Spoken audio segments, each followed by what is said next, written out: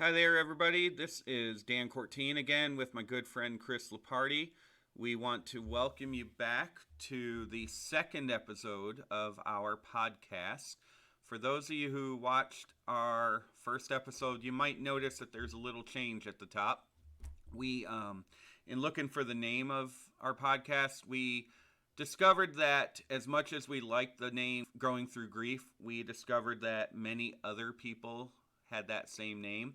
And in order to avoid confusion and hopefully make it simple for everybody to find, we talked this week and we're changing the name of our podcast to A Father's Love, Healing Through Heartache.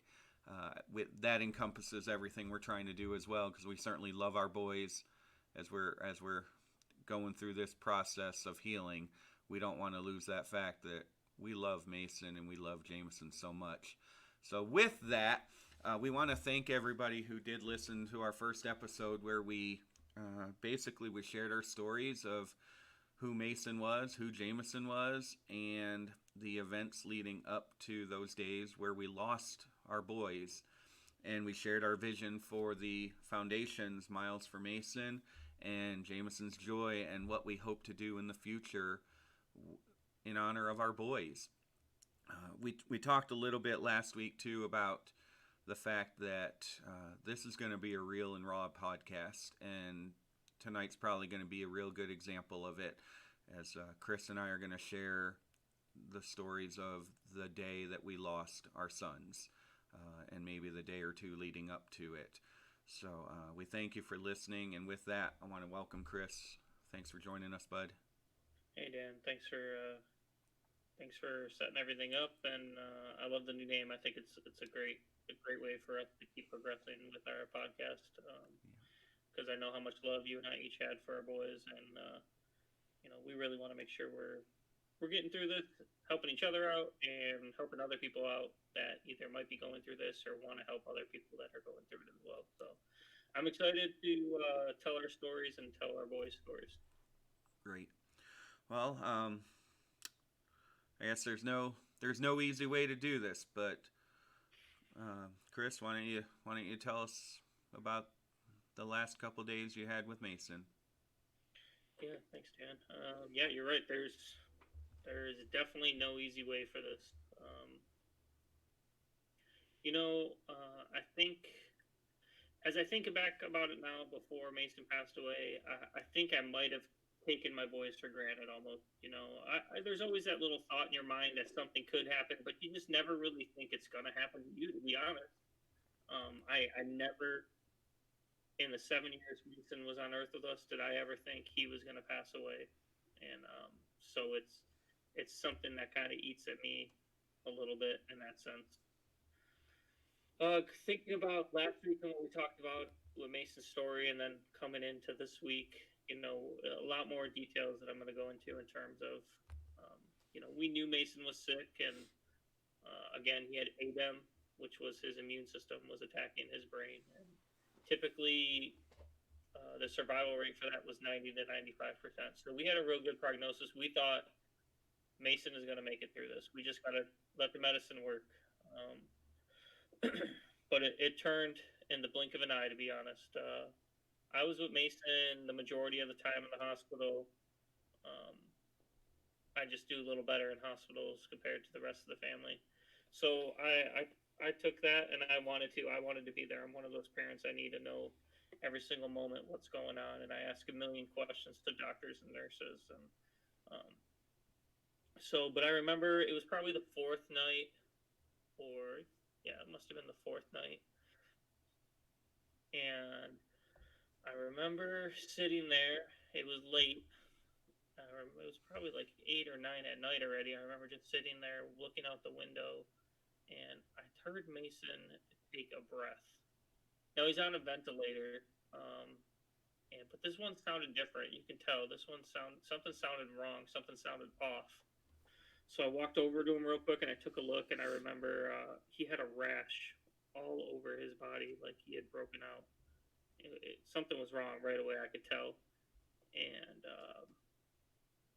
yeah, I remember looking up at the heart monitor, and his heart rate was skyrocketing, way higher than I'd ever seen it before.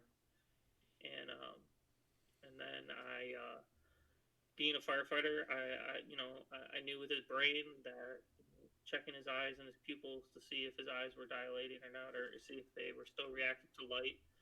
I remember sitting there or standing there looking at him, starting to get a little obviously anxious. This was all probably within 5 seconds of this happening. And I lifted up his eyelid, and his eyes were not reacting to any light at all. And I think part of me knew already. I knew something was definitely wrong, and I ran and got a nurse and called for the doctor right away. Um, but yeah, I knew it was bad instantly. I called my fire chief. Well, first I called Amanda and told her she needed to get to the hospital right away. Now we live an hour away from the hospital. Amanda had to be home with the boys, and her mom was in town to help out as well. But she was home with the boys. This was COVID. This was early COVID last year, and so only one of us could be in the hospital the whole time. So that was really hard too. Amanda and I always make decisions as a team, and it's better when the team gets all the information right up front. I tried to pass on all the information I could to Amanda, but her not being there, it just made it harder on everything for us. And but yeah, I knew something was wrong, and they started working frantically on Mason. And I remember calling Amanda, telling her she needed to get to the hospital right away. I remember calling my fire chief and asking if he could drive Amanda, because I knew Amanda would not be in the right state of mind to be driving an hour in the dark all the way to Boise, to the Children's Hospital. And yeah, it was extremely difficult standing there just watching them working on Mason as frantically as they could. Um, so, if you remember from the first episode, they were treating his brain swelling with steroids, but they decided now, since this had happened, that they were going to go into the process of cleaning his blood to try to get all the negative stuff out of it. And they don't like to do that right away. Usually the steroids work, but they obviously didn't think it was working. They rushed to try and get that. They called in all the specialists, and I think the hard part for me, or the hardest part, as I think about it now, is that while they were working on him, I think I had a tiny bit of hope, but I think I already kind of knew that he wasn't going to make it, and I think that's the hardest part. Yeah, it was devastating, waiting and waiting and waiting to find out what was going to happen. Amanda finally got there, and the next step was they did the blood cleaning, and then they were going to take him to do another brain scan to see what was going on. And I remember they called myself and Amanda over and sat us down at the computer to show us his brain scan. And on the left side was his brain activity, and on the right side, it showed that he had no more brain activity. And wow, what a moment! Amanda screamed. Of course, I think because I already had a gut feeling, I was in a moment of shock where I just stared at the screen. I just stared at it, and yeah, it was all a blur too, because it's all happening so fast. Here we are, a couple hours before we're thinking the steroids are working. In fact, I think earlier that day, Mason, they weaned him off some of the medication they had him on to sleep, and he had squeezed my hand, and boy, if I would have known that was the last squeeze.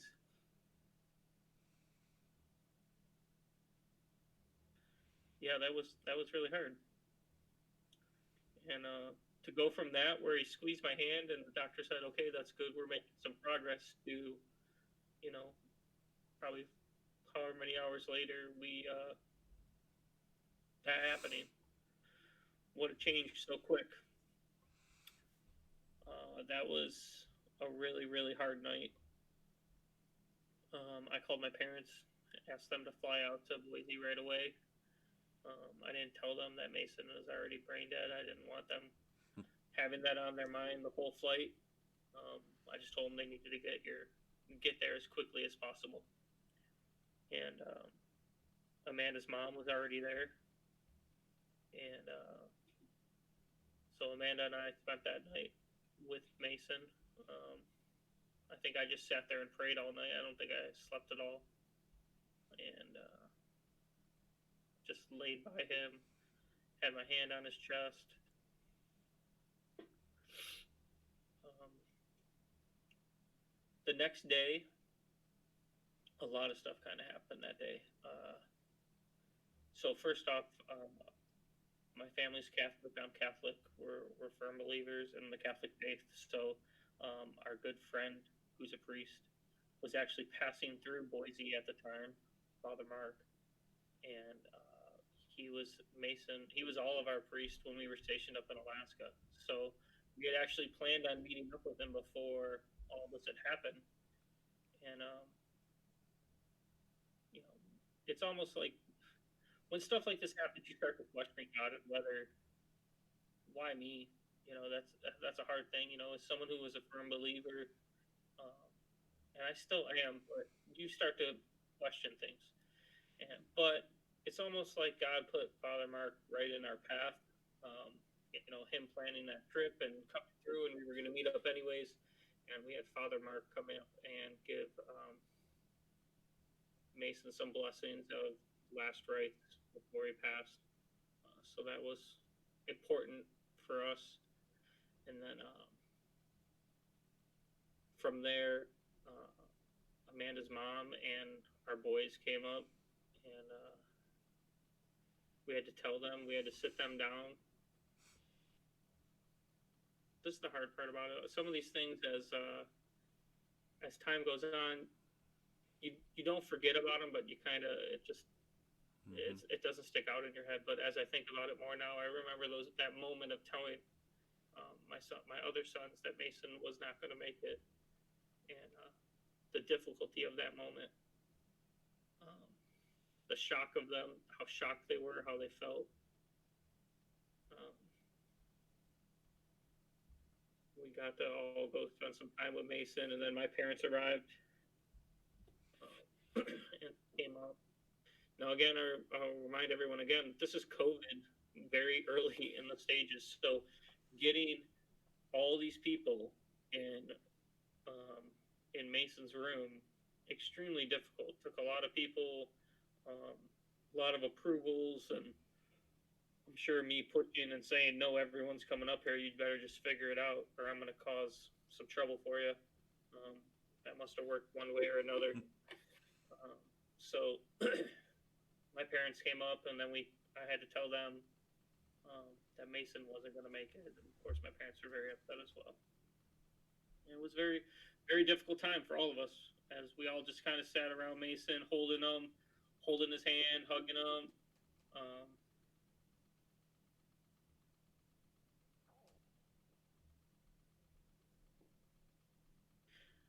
Yeah, their feelings I'll never forget, for sure.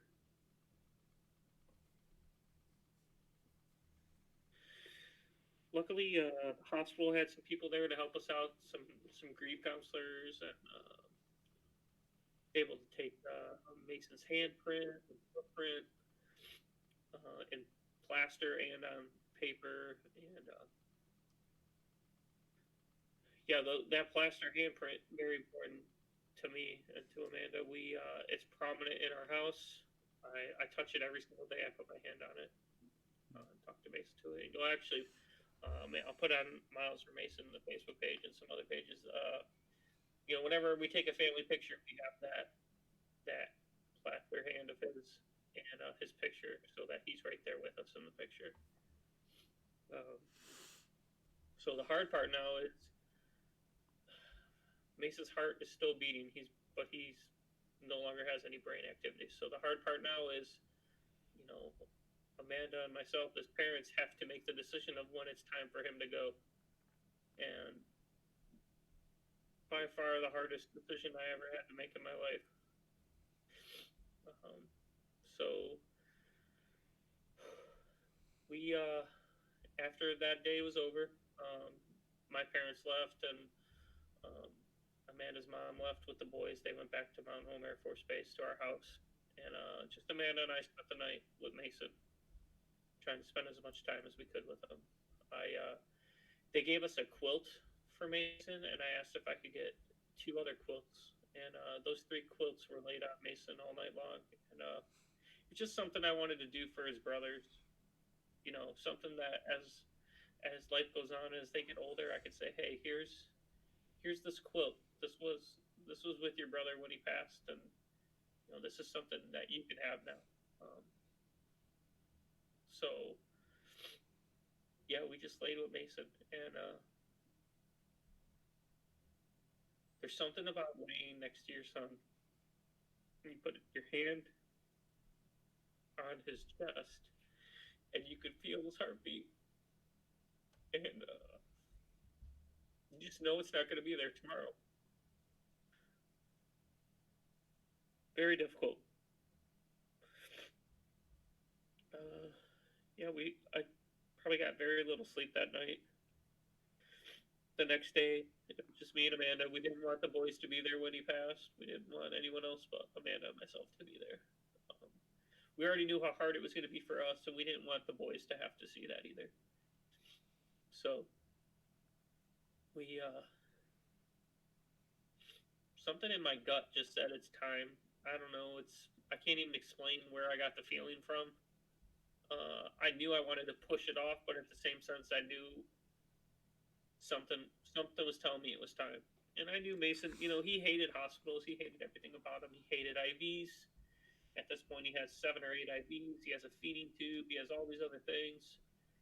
And I just knew he wasn't happy. But to be honest, I just had a gut feeling like this is not what Mason wants. Like, I can't leave him laying like this forever just because we are being selfish and we want him with us. Um, so I told Amanda, hey, I think it's time. I think we have to do this. And of course, she started crying instantly, but we knew it was time. And so I told the doctors very, very specifically what I wanted. I wanted all the IVs out of them, ED tube, everything out of them. And so they could accommodate that, no problem. So the doctor and nurses came in and they took all the IVs out. And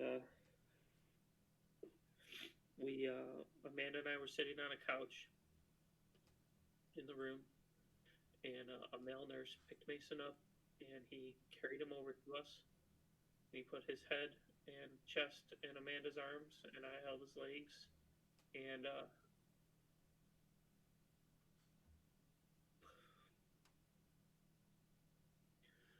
yeah, we sat there and just had our. I had my hand on his chest until I didn't feel it beating anymore. And after he had passed, I held him on my own for a couple minutes. Amanda held him on her own for a couple minutes, and then I picked him up and I carried him to his bed. And there's a lot. Obviously, that was the hardest moment in my life. A moment I'll never forget. But the other hard moment is having to leave the hospital. I think as other dads can probably attest, you feel like your job is to protect and take care of your kid.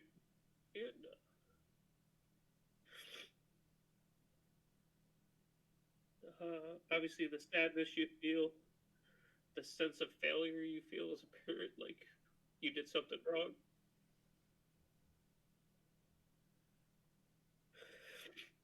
Uh, After Mason passed, I think we probably stayed in the hospital for maybe another 30 minutes, and there was nothing else we could do. He wasn't coming back no matter how much we wanted, and we couldn't stay there. So um, the grief counselor said that they would walk with him to the appropriate places and that they wouldn't leave him alone at any time until the funeral home had arrived. Um, I had set all that up before, the day before. Um, Amanda could not walk at all. We had to get a wheelchair for her. I could barely walk. Um, they had a couple people walk down with us to make sure we got to our vehicles okay. And then, like I said, we lived in Mountain Home, but the hospital was in Boise. That's a 1 hour drive, and it was an extremely, it felt like 10 hours, to be honest with you. Uh, Amanda and I didn't talk at all. Just, when you drive, but you kind of go into like that stare of, you're safe, but at the same sense, just kind of not thinking right. And I know that's how it was. And then the other hard parts, you get home, walking through that front door the first time without them, knowing that this is your new life, and that hard part. The next couple days were a blur, to be honest with you. Going to sleep was very hard as the night goes on. It's quiet during the day. You have distractions. As the night goes on, you don't have those same distractions, so it makes it that much more difficult as you think about the mistakes you think you made, the fact that you don't have them anymore. Extremely difficult. And then I think the hardest part for me, or some of the hardest parts for me too, was, again, that dad moment where you want everybody under your roof knowing that you can protect them. And I knew he was in the funeral home down the road, and I felt like he was alone, and I hated every second of it. I still hate it to this day. The only sense that I get now that Mason in his grave is alone is that he's buried next to his aunt. Amanda lost her sister, Carrie, when she was younger, and Amanda's mom gave up her plot so Mason could be buried there. So that's where Mason is now. But what a comfort to me, really, knowing that I feel like Mason's not alone there. If that, I can't explain it. It's just how I feel. I feel like he's not alone. The funeral arrangements, we had Mason buried back in Buffalo, so figuring out how to do that is actually, there's logistics involved that have to be planned in terms of getting, I know what happens, but in terms of getting the casket on the plane, and the funeral home made all those arrangements for us. They just wanted to know which flight we wanted. And as we went through the airport, we watched Mason on every flight get loaded onto the plane with us and get taken off, and we watched where they put his casket and everything, and just kind of keeping an eye on him the whole way. Another really difficult part for me was picking out his clothing for his casket. Those are no parents ready to make those kinds of choices. They don't want to. Who would want to? And we knew Mason hated getting dressed up. What kid doesn't? Mason was a sports freak, just wanted to be outside playing with his friends all the time. So, we made sure to dress him in something we knew he'd be comfortable in. So he said soccer shorts, cool T-shirt that he would like, knee-high socks that he always wore, brand new shoes. Put in there a hoodie in there for him because he always had hoodies on. Yeah, that was another really difficult part for us. Yeah, that's the first couple days. It was rough, by all means, and I'm sure when we get into your story, it was rough for you too. But I'm glad I'm able to share it. Let people know it's okay to talk about those things, especially if you're a parent that lost a child. You shouldn't keep that stuff bottled up. It'll eat you every single day. So the more I talk about it, it never gets easier, but at the same sense, I feel better after I talk about it. Mm-hmm. There's so many things you just said that, yeah, they just hit me right in my heart. And you said it earlier in one of our talks that we forget a lot of things too that have happened, and then once we start sharing, as bad as our memories already are about these events, here comes a whole nother flood of other things that we've forgotten that are just as bad, if not worse, a lot of times. Yeah. I notice more and more as I tell Mason's story how things come back to me. But again, I don't want to forget those moments either. Some people do, but for me, that's Mason's story too, and I want to make sure it's told the right way and that people know Yeah. that up to that moment, he lived a great life. He loved every moment of it. At least I think he did. And as hard as not having him here is, I'm grateful every single day for those 7 years we had him. Yeah. Well, Dan, as hard as it was for me to tell my story, I think it's time you've shared yours and let Yeah. us know about Jameson. And there's a lot of similarities and there's a lot of differences. As I shared last week, we didn't have any advance notice with Jameson. He was perfectly healthy when we put him to bed, and within an hour and a half he was up sick, and within 10 hours later he was gone. It was, as I shared last week, he was just up all night, uncomfortable, and sick, but and uncomfortable. But I don't think he was in pain. I kept checking with him all night long. What hurts? Tell me what hurts, so I can decide if we're going to the hospital or try to help. As Chris just talked so much about, the dad protection mode kicks into high gear here, and we want to do everything we can to protect our family. And at these moments, we're helpless, and it's, for me at least, it's crushing, and it's still 2 years later crushes me and haunts me that even though there was absolutely nothing I could do for Jameson, I couldn't protect my boy. And that's a haunting thought to live with for the rest of our lives. We, as I shared last week, I left Jameson's bedroom a little around 5 o'clock in the morning after spending the whole night with him, trying to make him comfortable. He was trying to sleep, and he asked me to leave because he just couldn't sleep with me in there and the sounds and whatever it was. So I did, and then Erica came in and checked on him, and he was still alive. He told her, from what Erica's told me, he told her he was thirsty, and we were trying not to let him drink any because we thought it was the flu and he was just going to throw it up. So we were trying our best to just not let him drink too much. And then after that, he laid his head on Erica's chest. So she kind of stayed there for a few more minutes, rubbing his head, and then just sat him back in his bed. I'm pretty sure that she sat him upright against the headboard and his wall, and when she left, and it's something that honestly I don't recall ever asking her directly. I think I'm just too scared to know the answers of every little detail. And I went in a few minutes later and found him. And he was sitting upright against the headboard in the wall. And I'm pretty sure that that's the position that Erica laid him in.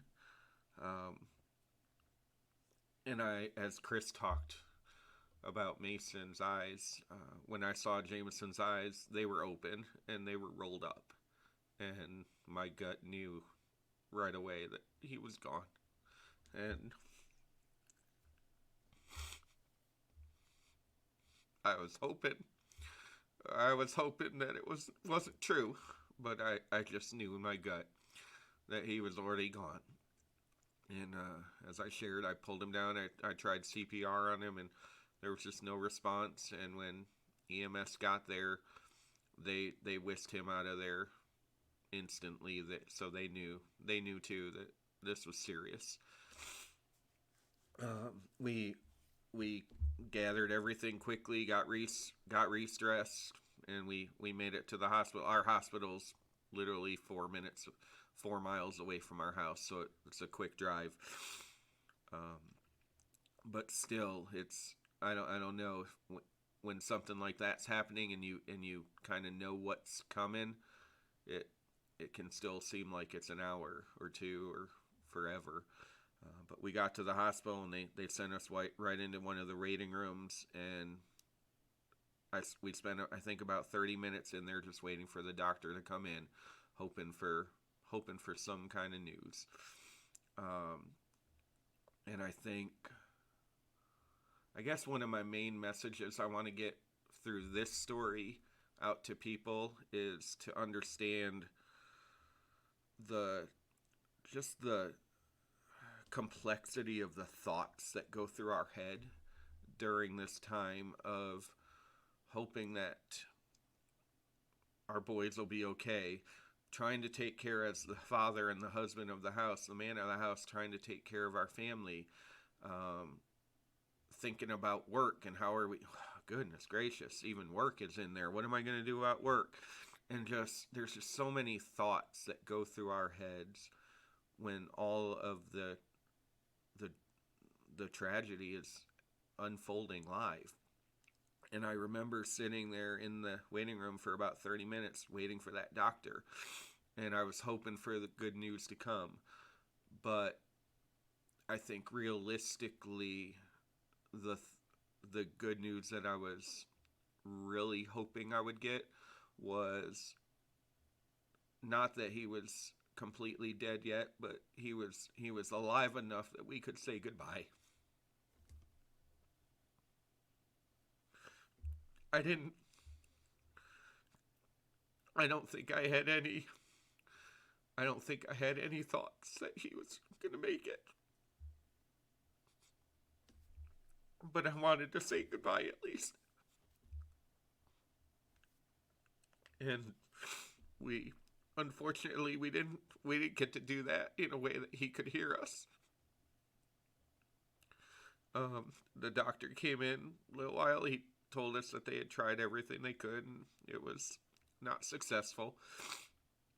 So they took us back to Jameson's room, and again it was like 3 rooms down the hallway. It wasn't far at all, but just the tremendously awful walk that is, whether it's an hour drive or walking 3 rooms down the hall.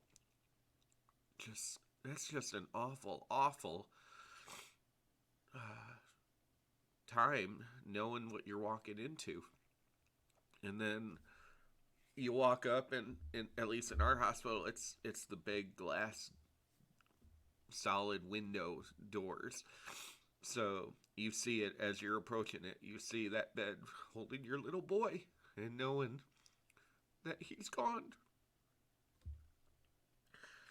It was just one avalanche after another of just in every way awful things. So we went in there and we spent our time with Jameson and just held his hands, rubbed his head, rubbed his chest, gave him hugs, gave him kisses, did everything we could. And it was awful. The shock of everything, how quickly it had happened, the realization sinks in instantaneous that life is never going to be the same.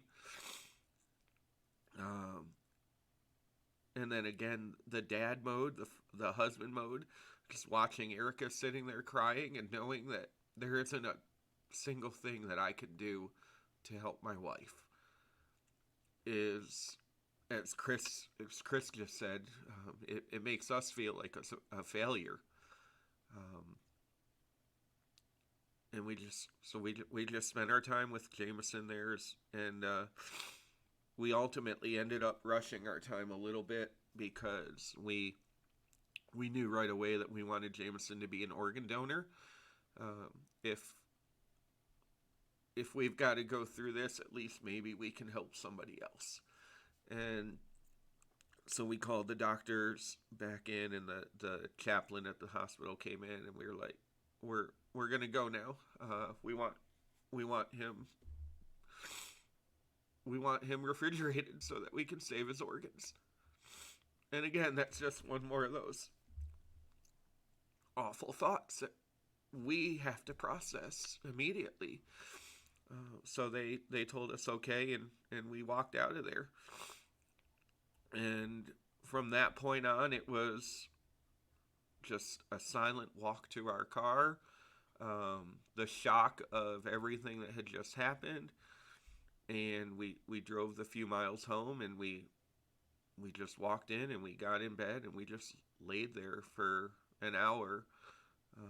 I know Erica cried a lot. I cried on and off because again I was numb. I was just completely numb and in shock of how quickly our perfect life had changed to just the worst life we could possibly be living at that moment. So we laid there, I don't know, for an hour, 2 hours time. Who knows how long things took. And then the realization hit us that we needed to start letting people know. So we called our bosses at work to let them know. We called our best friends and our family to let them know. And that, again, it's just a terrible conversation to have with your best friends who are your family, to let them know what had happened, and then also just give them permission to call other people. Just as Chris said a little while ago, we take our sons for granted, we take our health for granted, we take our lives for granted. And when tragedy like this hits, it's just incredible the number of heartbreaking, gut-wrenching things that you need to think about and start taking care of immediately. So that for us it was quick. Chris and I have talked a little bit about it over the months that we've known each other, and it's another one of those things that just haunts me in my thoughts. I have so many haunting thoughts, but I hear stories from Jameson and Reese, one of their teachers, their first grade teacher. They lost a newborn, and they knew early on in the pregnancy that their baby would not survive long at all. Once born, she would be born, but she wouldn't survive long. I have other colleagues that have lost babies. One was, I think, about 20 weeks early, totally unexpected, and that baby didn't survive. I think all the time about those stories and Mason's story, and I'm like, God, what's the best way to live through this? Is it better to lose a newborn because you don't have memories? Is it better to lose my 9-year-old because at least I have 9 years of memories? Is it better to have notice and know that death is coming so that we can say our goodbyes and everything? Or is that just as bad because you know that it's happening, so you've got days to think about it and worry about it? It's just incredibly sickening thoughts that haunt me constantly. And it's just awful. I think that's one of the main things I want people to understand, that Chris mentioned earlier, PTSD. And I don't know the ins and outs of PTSD, but I have to imagine that I'm suffering from it. This is something that it's certainly a trauma-filled event, and it's something that even we're over 2 years into it now, and it still haunts me in so many different ways on a daily basis. for those of you who are listening who haven't suffered grief, we want you to understand that it doesn't go away. Erica had a breakdown just this morning, and there was nothing in particular that set it off, but she had a breakdown. It is always there, hovering over us in any word at any time, any action at any time could be helpful or it could set us off. And it's just something that I want to ask at least my supporters, my friends, my family to understand that I never know from day to day, from minute to minute, how I'm going to be. So if I come across as rude or short or upset or that I don't care about you or something like that, I hope that you will take a step back and just realize that there's a very good chance that there is something much deeper going on in my mind at that moment, and it's nothing personal. It's nothing that you did right. It's nothing you did wrong. But it's just, that's the life that I live in now every day. Chris, go ahead and jump in if you want. Yeah, Dan, wow. What a difficult story. But obviously, thank you for sharing that. Because I just did it, and I know how hard it is to relive that moment. And so hard to hear. I sit here ponder thinking about what you said. I don't know if there really is a more difficult in terms of, I had those moments to say goodbye. Yours was more instant. I had to make the decision when he was going to pass. You didn't have that option. They're so hard no matter what. And the people who lost their baby before they were even born, or just all those circumstances, so hard. And it affects everybody so differently too. I think you're right in terms of, like you said, Erica had a rougher morning. Wow, all the time. Amanda and myself, all the time, just flip of a switch. We could be fine one moment, and the next minute I'm in instant depression and sadness. It's not uncommon for me at work to close the door, have a good cry, wipe my tears, open the door, get right back to work, start to interact with people again.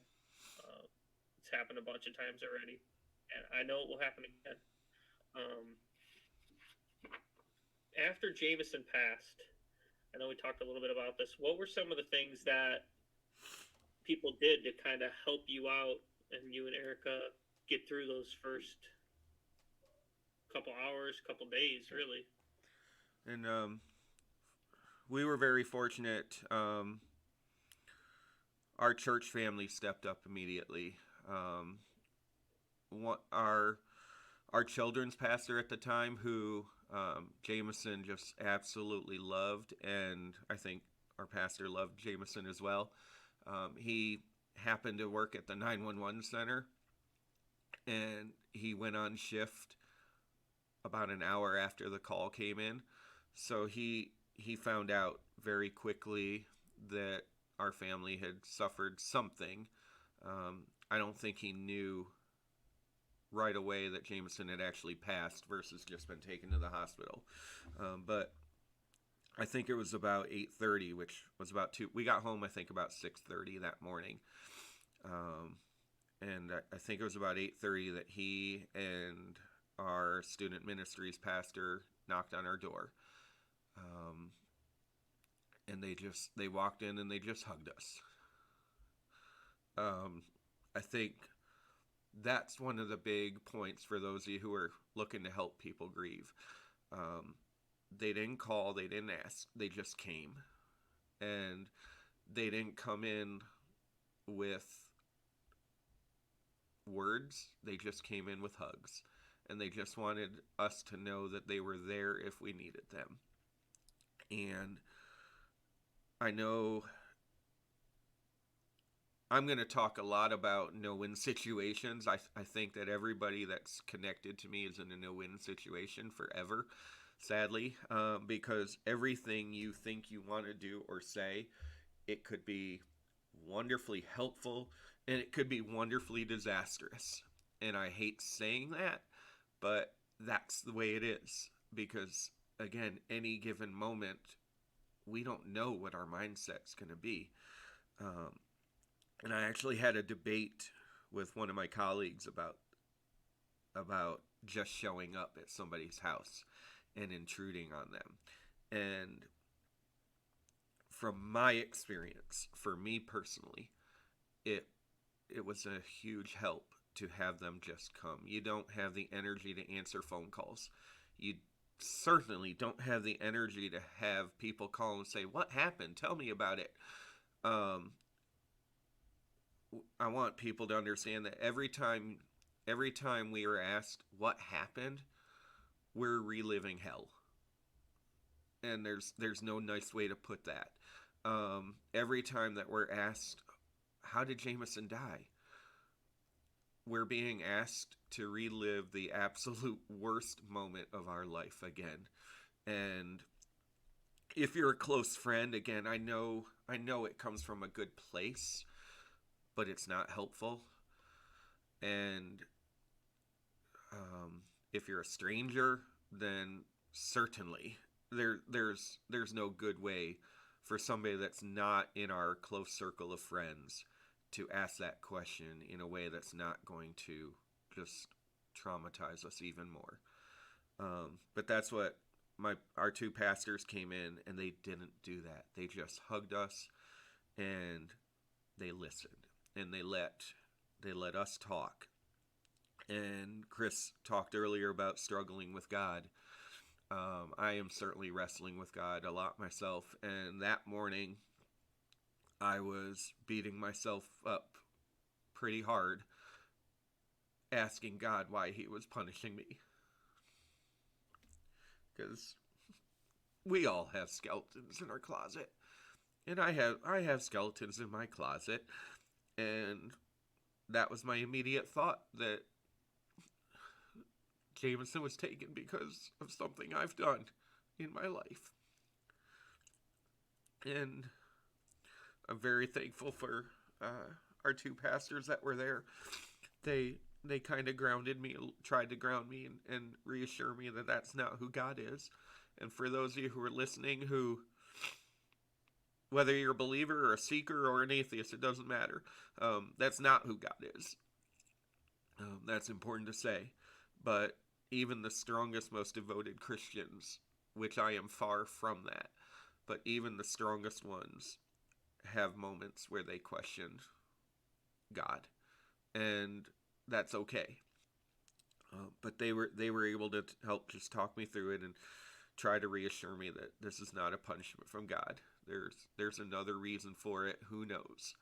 Um, but don't beat myself up over that.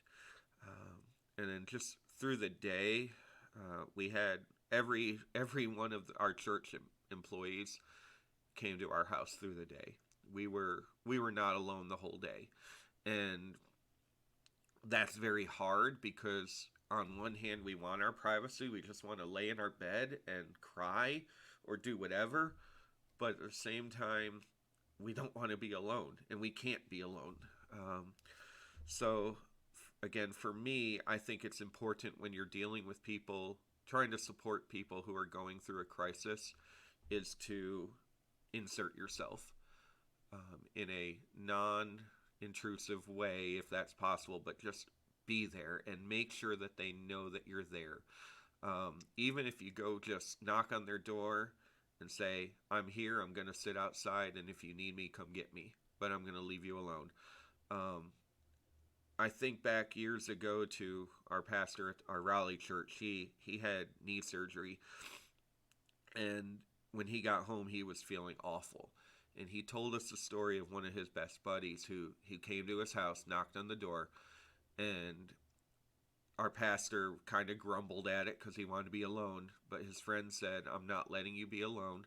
I've got my computer. I'm going to work in that room right there in that corner.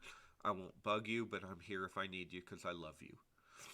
And again, for me, that's enormous. Just knowing that somebody is there, because again, we don't know what's coming our way at any moment, but knowing that right around the corner is somebody that cares, that we can say, hey, I really need this, it helped me a lot. Um, and then, so we just went through the day with people just sitting there, just listening to us, hugging us, loving on us. And then I think everybody probably knows this, meals. We had meals delivered right away. Meals is an obvious, easy one. When you hear of somebody going through something, take them a meal. Even if they say they don't want it, take them a meal. And if they don't answer the door, leave it on their doorstep. Because I'd be willing to bet that most people would eventually open that door and grab the meal and be like, wow, that, yeah, I needed that. Because the last thing we want to do when we're grieving is think about what's for dinner. So that was pretty much our first day with. I hope everybody at least can hear a few things that helped our family, maybe get some ideas for ways that they can support people that they care about while grieving. So, Chris, what Yeah, about you? those are some great things. Like you said, the meals. 100%. I am not in the mind frame to feed myself or my kids. To be honest, it was very difficult to be thinking about that stuff. Um, so people bringing stuff. Wow, what a big thing. Another thing that helped our family a lot for sure is obviously us being in Idaho and we wanted Mason buried in Buffalo. We had some friends set up a Facebook fundraiser and a GoFundMe, and all that money coming in sure helped a ton, covering the funeral costs, covering his headstone, covering plane tickets, just everything we needed. We didn't have to worry about it. It was one less thing to worry about, and I can't thank those people enough for setting that stuff up for us, because what a in the worst moment, now you might think, oh, this might be the most difficult financial thing I have to deal with. People don't really realize, or at least I really didn't. I've never had to plan a funeral before. The expenses that come with it, between the casket and the funeral home. I had to pay for two funeral homes because Mason was in the mountain home and then in Buffalo. Um, the arrangements, the plot, uh, the digging of the plot, the headstone.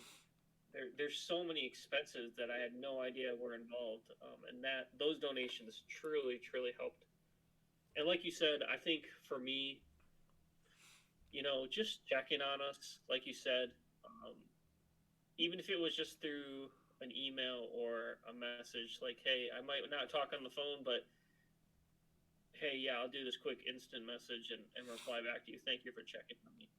Just knowing that those people were there, they didn't even have to say anything about it. Just knowing that they were there, just a quick message like, hey, I'm here for whatever you need. And I'm like, okay, thank you. Yeah. Such a huge thing. Uh, you know, Dan, our situations are a little different in the sense that me being in the military, my parents and my mother-in-law were there, but other than that, my family is all the way on the other side of the country, and they help me as much as they can. I love them all so much. Everyone in my family did everything they could for us, and but I got to thank my military family too, because times of crisis, we're all one big family, and but whether it be all my firefighter friends and family, um, or the people that even just lived on my street. I lived in base housing on base, and they lit lanterns all over the street one night for us and had a memorial for Mason. Um, those little things that they're so important now. People told stories about Mason on the street and them playing with the kids and how impressed they were with them. And I think a lot of times when bad things like this happen, they're afraid to talk about Mm-hmm. the person who passed. But to be honest, I want to hear the stories about Mason. I want to hear the great things. I want to hear how he had fun with you. I want to hear what he did. I want to hear what he did that made you laugh. I want to hear those good things. yes, it is doom and gloom. It is horrible. We don't have our boys anymore, but we still want to hear the good things because we have all those bad things playing around in our mind every single moment. Give me a good distraction. Tell me some good memories you have of my boy. Uh, Help lift my spirit for the day. I think that's a lot of people did that, and it really helped out quite a bit. Yeah. I think that's a key point, and I know we're going to talk about that in future episodes. But one of the main things I hear from people in my life is I don't know what to say. And I want to say I understand that, but I don't understand it. Just like you all don't understand what Chris and I are going through, we don't understand what you're going through in trying to stay connected with us and help us. And we get that, we respect that. Um, but for those of you who are worried about what to say, I think Chris just nailed it.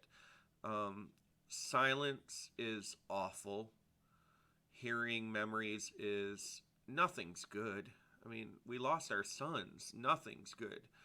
But hearing the memories and just knowing that you are there to care, at least for me, is huge.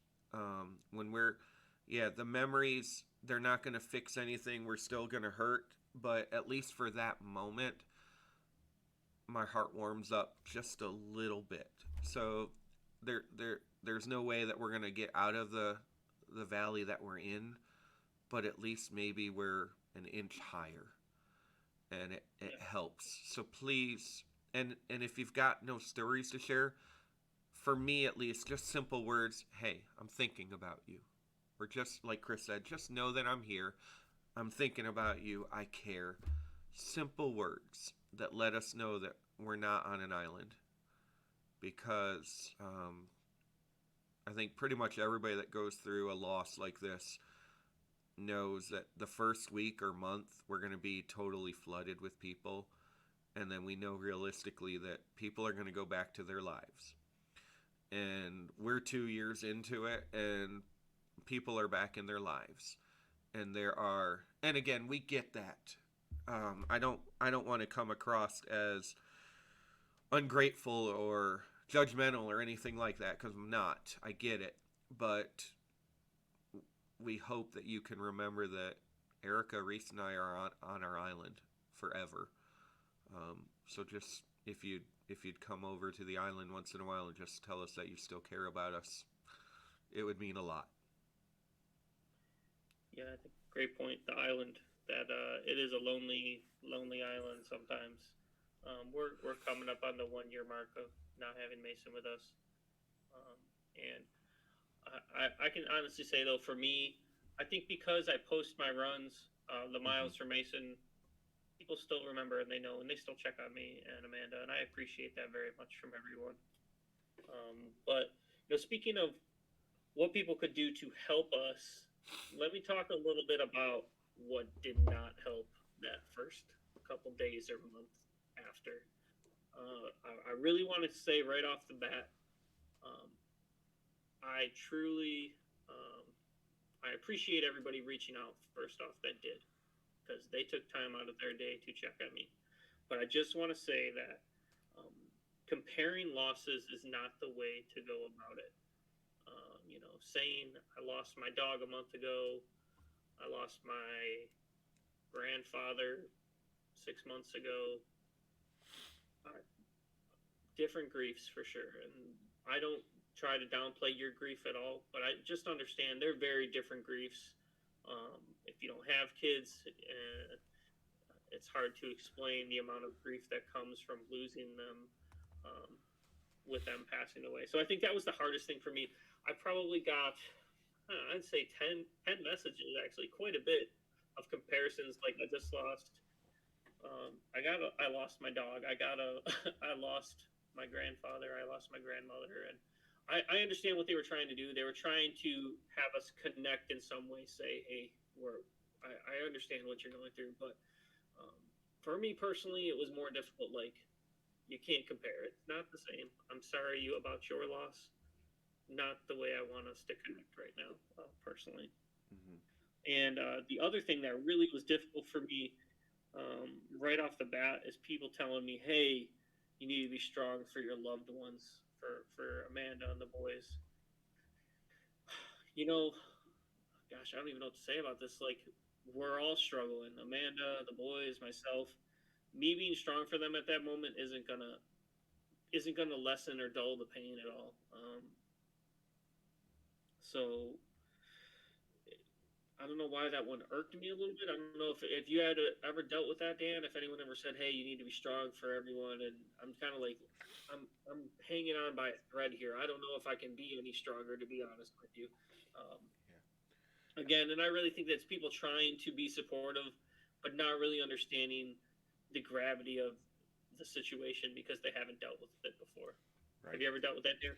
I I haven't had that particular statement, but the overwhelming majority of people I've talked to in preparing this podcast and stuff have heard that. And absolutely, I think, and I can't speak for the wives. I cannot even begin to tell you what Erica thinks.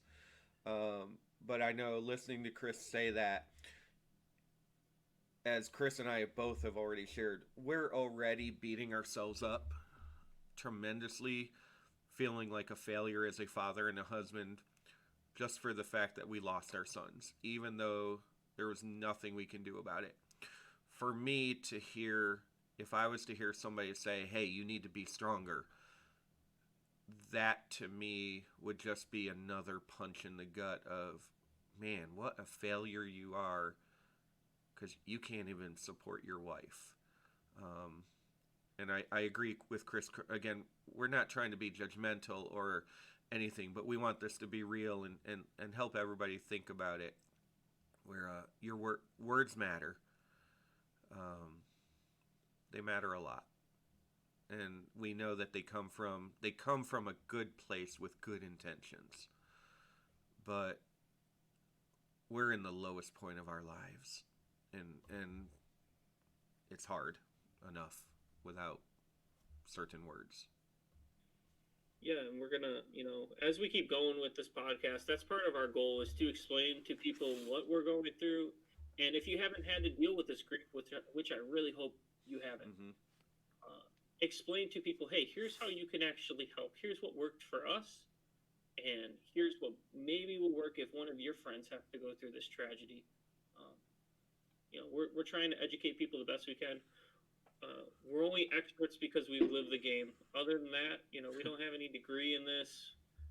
But when you live it every single day, we can definitely tell you what works and what doesn't. So take it for just our word at what it is. But um, hopefully it'll help you in being able to help someone else in the future. Absolutely. I think just listening to Chris talk, there's two more really quick things I do want to share that helped me. One of them's actually back in 2015 when my mom passed away, but it fits. For everybody who wants to support a loved one or a friend who's grieving, think about your time and your talents. Um, we had two of Erica's really good friends that right away when they heard the news, they're like, "We're going out there," and they came out that first weekend, and they were totally unobtrusive. They didn't want to talk. They came to clean. They cleaned our house. They went shopping and bought us a million paper products, which is huge because again, when we're grieving, we don't want to think about what's for dinner, and we certainly don't want to do dishes. So they bought us paper products, paper towels, toilet paper. They made sure that we were well stocked for probably a couple months with things so we wouldn't have to do dishes for a long, long time. They organized they as the meals were delivered, they helped organize that in our. They cleaned our fridge so that we had room for all the meals that we knew were coming. They didn't ask. They thought, what can I do to help make their life easier? And they came and they did it, and that was absolutely enormous. My colleagues at work, there's two in particular, right away, my boss and my two direct colleagues were like, "We got it. don't even think about it. Um, it's a huge help to know that we don't have to worry about our job in any way. That they were doing everything, and I don't know about non-teaching world, but in the teaching world, it's hard because you got to do lesson plans, and you can't do lesson plans if you don't know where the kids were. But they took it and they went in and they asked the kids, "What are you learning lately?" And they worked it all out. And then when my mom passed, our best friend, we had to travel to New York for that funeral. She came over to the house, gave us hugs, and she had a huge container of food, snacks for the car. And at that time, Jameson was alive, obviously. They had a ton of snacks for the boys. They had little travel car games for the boys. They had some cash for gas money. They had some magazines to read. She just made a wonderful care package of things that she thought would maybe help us on the trip, because she knew again that we've got to go, and hauling two boys for 12 hours is a difficult thing enough. Doing it when you're grieving the loss of a mother is even harder. So she just, that was, it was absolutely perfect. So I encourage people to think about things like that, of where, again, what can you do to take something off of the grieving person's plate? That's, I think, one of the keys. Words aren't needed, but if you can take something off our plate, that is huge. Yeah, great point. I got to give all the shout out to my brothers and sisters over at Mountain Home Air Force Base Fire Department. I didn't think about work at all, to be honest with you, because I knew they had it. They're an amazing organization, and they picked up for me and took care of everything for me. And of course, I'm very grateful for that. I always will be. They'll always have a special place in my heart. Just knowing that, I didn't have to worry about anything, because I couldn't, even if I wanted to. Right. Being a firefighter, important part of being a firefighter is working shifts and going to emergencies and going to calls. And I literally just worked my first shift like a week ago since Mason passed away. And that was hard too.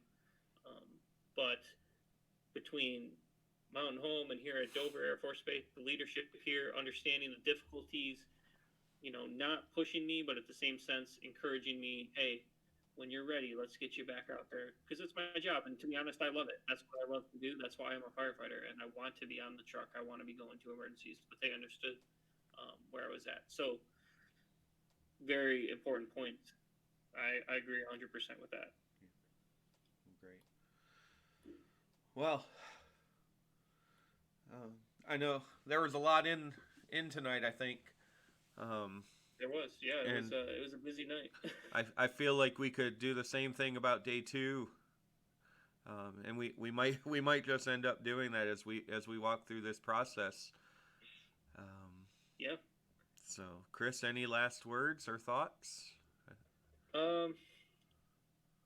Thank you to everyone. To be honest, thank you for supporting us as we're going through this journey together, and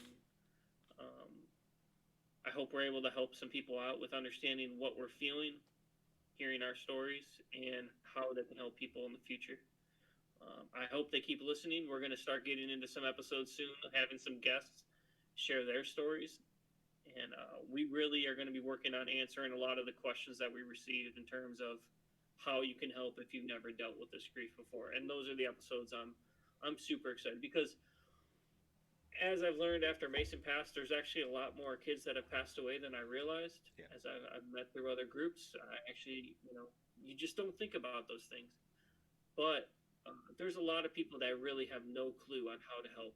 And I think we can do our best in terms of showing people how they can help, and then encouraging those people that are going through this grief to get the help they need, talk about it, and maybe we'll talk about a mental health episode in the future, Dan, about hey, here's what worked for us in terms of mental health and trying to get back in, living our life and moving forward.